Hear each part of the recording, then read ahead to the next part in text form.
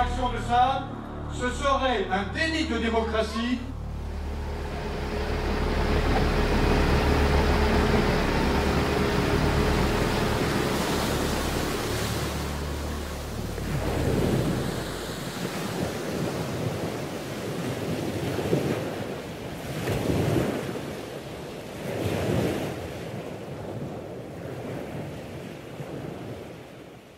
On l'exploite partout à travers le monde. Il fait vivre des millions de personnes. Il enrichit de puissants groupes privés. Il appauvrit aussi des zones entières. Le sable, c'est le deuxième matériau le plus utilisé sur la planète après l'eau. En Afrique, en Asie, on ne compte plus les zones d'exploitation légales et illégales car on en cherche partout, en permanence, et on use de tous les stratagèmes pour s'en procurer.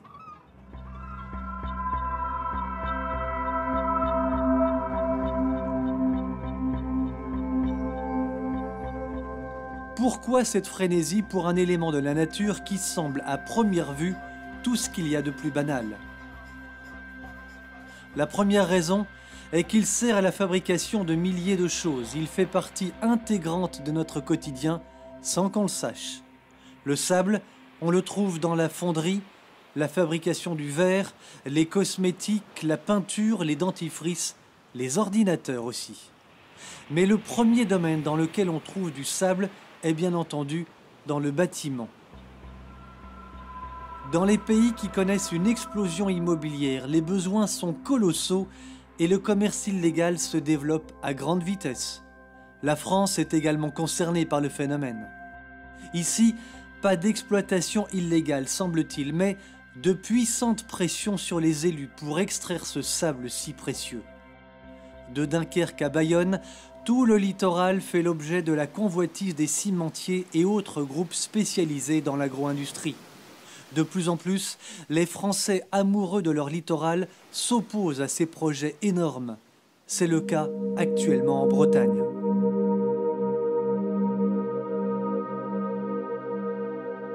En 2009, les Bretons s'étaient mobilisés contre un projet du groupe Lafarge d'extraire du sable en Bretagne Sud. Les Bretons avaient gagné leur bataille. Ils doivent maintenant se battre contre un autre projet en Bretagne Nord, ici même, là où nous nous trouvons. De quoi s'agit-il?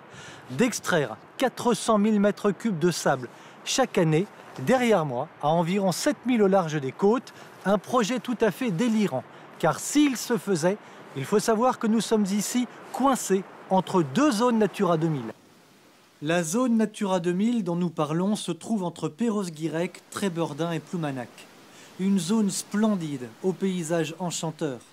C'est donc dans cette zone que la CAN, la compagnie armoricaine de navigation, souhaite pomper 400 000 mètres cubes de sable. Ce sable servirait ensuite à fertiliser les terres agricoles. Comment procède-t-on? On envoie des sabliers sur zone et on pompe les fonds marins durant 20 ans.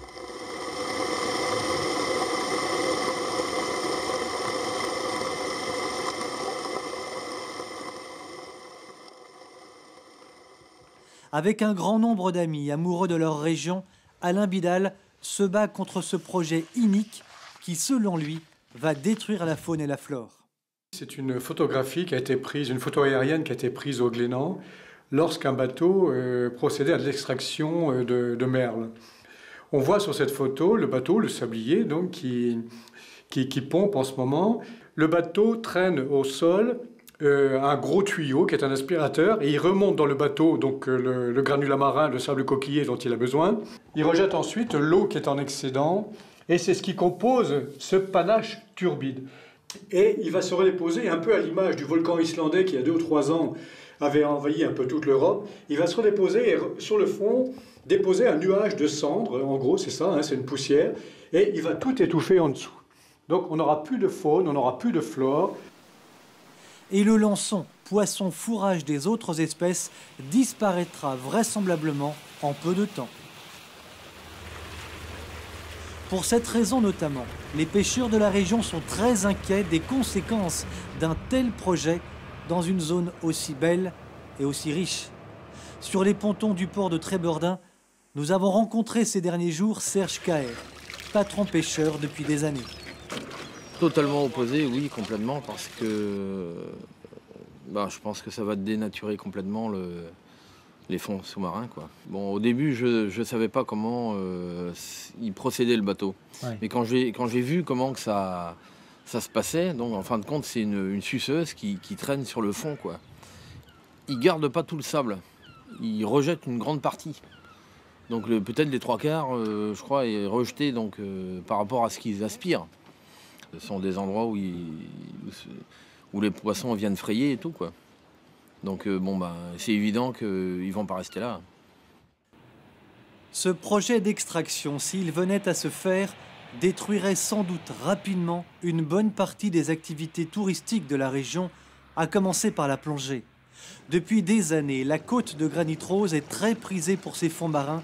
Le club de plongée de Trébordin accueille chaque année 3000 plongeurs. 20 000 plongées sont effectuées ici tous les ans. De nombreux plongeurs d'une grande partie de la France viennent pratiquer la plongée ici. On a là justement la particularité d'avoir une eau relativement claire par rapport à d'autres sites. Les fonds sous-marins sont très beaux ici. Les fonds marins sont très beaux. Les fonds sont très beaux. On a une côte de granit rose magnifique sur terre. Et cette même côte, on la retrouve sous l'eau avec des chaos granitiques, avec ces interstices de roches formés par les gros blocs de roches justement qui ont bougé au moment de ces grands mouvements géologiques. Et on retrouve ces fonds sous l'eau qui sont exceptionnels et magnifiques. Il est prouvé que les particules fines qui vont être rejetées au moment de l'extraction, elles vont continuer à dériver sur de nombreux kilomètres. Ouais. Donc c'est plus que 5 km² qui vont être impactés par l'extraction, ça c'est évident. Non à cette extraction de sable, ce serait un déni de démocratie dont vous pourriez porter la lourde responsabilité. Depuis le début de ce projet d'extraction de sable, il y a 4 ans, toute la région, habitants, plaisanciers, élus sont vent debout contre la demande de la compagnie armoricaine de navigation, filiale du groupe Roulier. Un groupe qui pèse 3 milliards de chiffre d'affaires et 6 000 emplois. La société extrait déjà du sable en Bretagne, mais elle veut s'étendre encore. La colère des habitants qui se lit partout est justifiée par le rapport de l'enquête publique. Ce rapport signale les risques du projet, mais donne un avis favorable. Y aurait-il eu des pressions? Difficile de ne pas le penser. Nous sommes allés sur place à Pontrieux dans les Côtes d'Armor, là où précisément la société stocke des montagnes de sable. La tension est bien réelle ici. On a tenté de nous empêcher de filmer. Ça vous ennuie que j'en parle? Sinon, moi, je me mets là et puis je suis sur le domaine public, je m'arrête là. Oui, c'est ici, c'est le domaine public, m'arrêtez. Moi, je suis sur le domaine public depuis. Je peux m'arrêter là. Ouais, Bernard Illien habite à quelques mètres de la Canne. Il craint une noria de camions transporteurs de sable si le projet se concrétise. Moi, je vois ça d'un très mauvais œil, oui, et pour cause, parce que c'est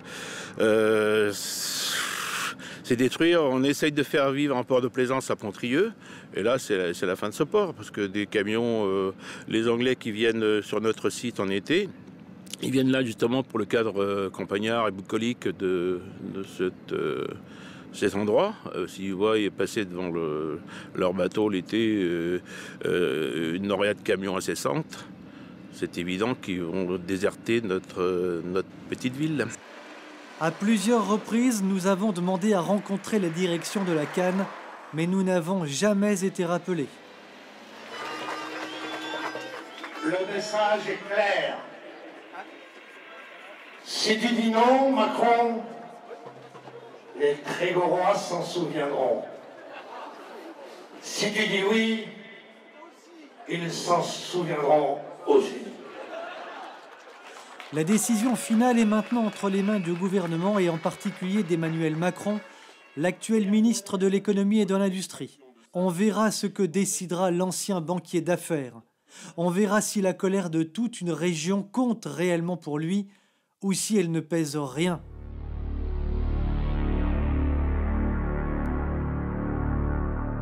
Des dizaines de projets d'extraction de sable émergent partout sur les côtes françaises.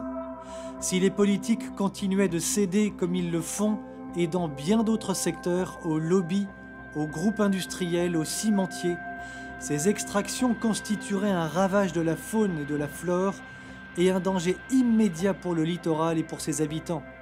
Car en creusant sans cesse dans les fonds marins, en pompant des millions de tonnes de sable, on fait disparaître une barrière naturelle contre les flots, les inondations et la montée du niveau de la mer.